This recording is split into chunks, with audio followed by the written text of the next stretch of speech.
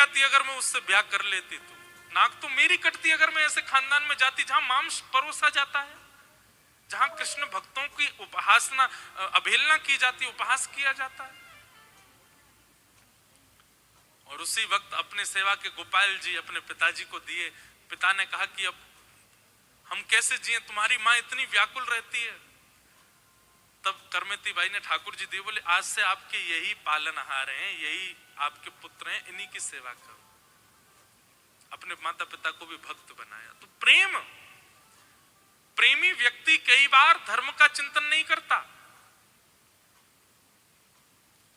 प्रेमी कई बार अर्थ का चिंतन नहीं करते, प्रेमियों की कई बार कोई कामना नहीं होती, वो निष्काम होते हैं।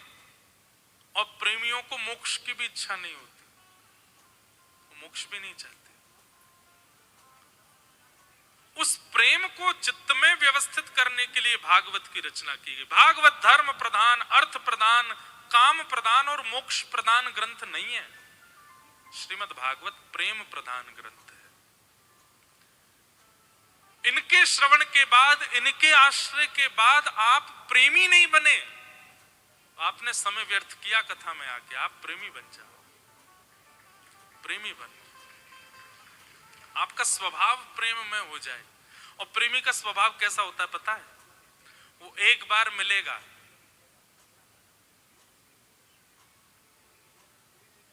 और मिलने के बाद जब जाएगा तो उसका स्मरण आपके चिंतन से नहीं जा पाएगा।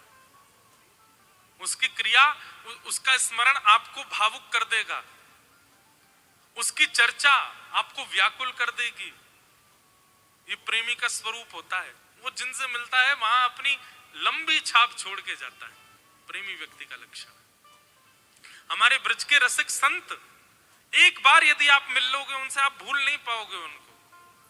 उनका चिंतन, उनका स्मरण, उनका भाव सदैव चित्त में बना ही रहेगा। क्यों? क्योंकि वो प्रेम युक्त है। धर्म युक्त व्यक्ति का 2 रात्रि तक स्मरण हो सकता है, पर प्रेम युक्त व्यक्ति का स्मरण तो मरते दम तक रहता है। उसकी स्मृति नहीं जाती चित्त से। उस प्रेम को स्थापित करने वाली चित्त में श्रीमद् भागवत। तो वेद व्यास जी ने किस आश्रय से भागवत जी की रचना की? प्रेम। अब प्रेम बात कहूं तो प्रेम पर ही इतनी चर्चाएं याद आती हैं। करमेती बाई याद आई, रसखान याद आ रहे हैं, कुम्मन दास याद आ रहे हैं, कृष्णदास याद आ रहे हैं। कल रात में अनुश्री जी, कुम्मन दास जी के, हम देखो ये भी एक कितना अच्छा भाव है ना कि कथा के बाद भी कोई संसारी चर्चा नहीं हो, तब भी भगवत चर्चा ही। आज हम वन भी गए, वहां भी भगवत चर्चा। एक वैष्णव के संग रहने का ये बहुत बड़ा लाभ है कि आप जितनी देर उसके साथ हैं, कोई संसारी चर्चा होती ही नहीं है, वैष्णव चर्चा चलती है। कुम्मन दास,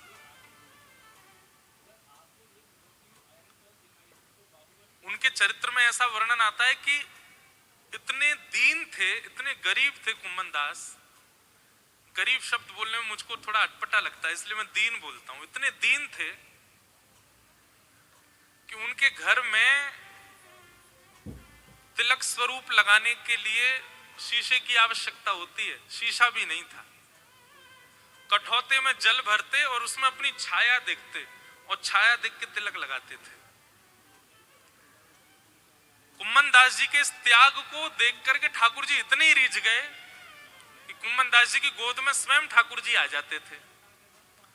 और स्वयं ठाकुर जी, छोटे से गोपाल जी आके कुम्मन दास जी की गोद में बैठते, और सुबह सुबह नहा धो करके कुम्मन दास जी जब तिलक स्वरूप कर रहे होते, सोई ठाकुर जी आ जाते। ठाकुर जी कठौता के जल को तो फैला देते और कहते, ए कुम्मना, तेरी आरसी तो मैं हूं। आरसी मतलब शीशा, तेरो शीशा तो मैं हूं। और ठाकुर जी अपने छोटे छोटे हाथों से कुम्मन दास जी का ऐसा मुख पकड़ते, बोले हाँ कुम्मना अब तिलक लगा। कुम्मन दास जी तिलक जैसे रखते, ठाकुर जी कहते नेक नेक इधर कर, हाँ नेक इधर कर, हम अब बीच में अब लगा ले। और जैसे किस देख टेढ़ो जा रहा हो, सीधो कर या सीधो कर, हाँ लग गयो लग गयो। अरे वाह कुम्मना कितनो सुंदर लग रहा है, देख मेरो कुम्मना कितनो प्यारो। कुम्मन दास जी के नेत्र सजल हो जाते। ठाकुर जी उनसे तिलक लगवाते। क्यों?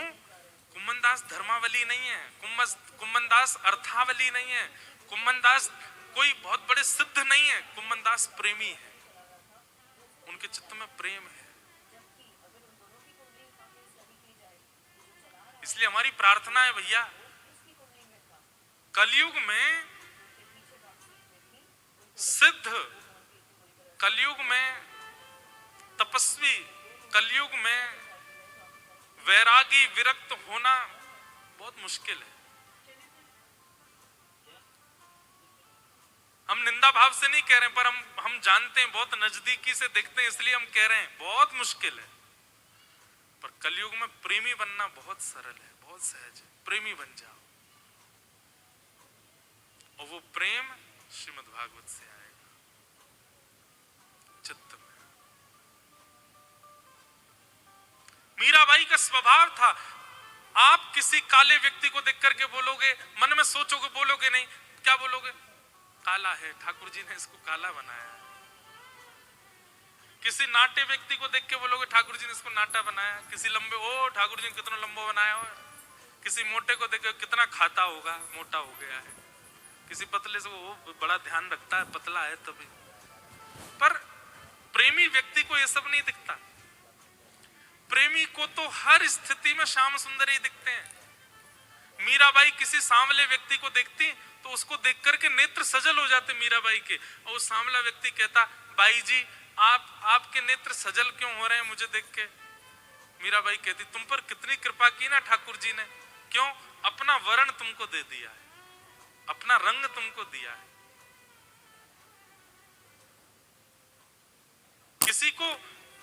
किसी के घुंघराले केश देखती, भले ही स्वरूप सुंदर नहीं है, केश ही घुंघराले, मीराबाई भावुक हो जाती, तुम्हारे केश ठाकुर जी जैसे हैं ना। किसी की चतुराई देखती तो मीराबाई हंसने लग जाती और सोचती, ऐसी चतुराई होगी जब मक्खन चुरावे जाते होंगे, ऐसे ही चतुर रहते होंगे। मतलब उनको किसी में दोष ही नहीं दिखता है, सब में ठाकुर जी का गुण दिखता है। ये प्रेमी का स्वभाव हो जाता है। आपके ओरछा के बुंदेलखंड के श्री हरिराम व्यास, उनका तो प्रसिद्ध पद है, हरिराम व्यास जी के सामने अगर कोई क्रोधी आ जाता है तो हरिराम व्यास जी नहीं कहते क्रोध ही आया, यूं कहते हो परशुराम जी की कृपा वाला व्यक्ति आ रहा है, इस पे परशुराम जी की बहुत कृपा है। कोई बहुत लोभ ही आता, जिसको धन की बहुत इच्छा होती, हरिराम व्यास जी कहते इस पर बामन भगवान की बड़ी कृपा है। बामन भगवान भी लेने गए थे ना बलि के यहाँ। ये प्रेमियों का स्वभाव होता है कि वो चित्त देखो, जिस व्यक्ति को देखो उसके गुण, उसके स्वभाव में भी ठाकुर जी को देख लेते हैं। ये प्रेमी का स्वरूप होता है। और ये प्रेम भागवत से आता है। ऐसे प्रेम की प्रधानता के लिए भागवत की रचना वेद व्यास जी महाराज ने की। वेद व्यास जी महाराज ने विचार किया कि भागवत की रचना तो हो गई, अब इसको घर घर जन जन तक पहुंचाऊं कैसे? तब वेद व्यास जी महाराज के पुत्र हैं श्री सुखदेव जी महाराज।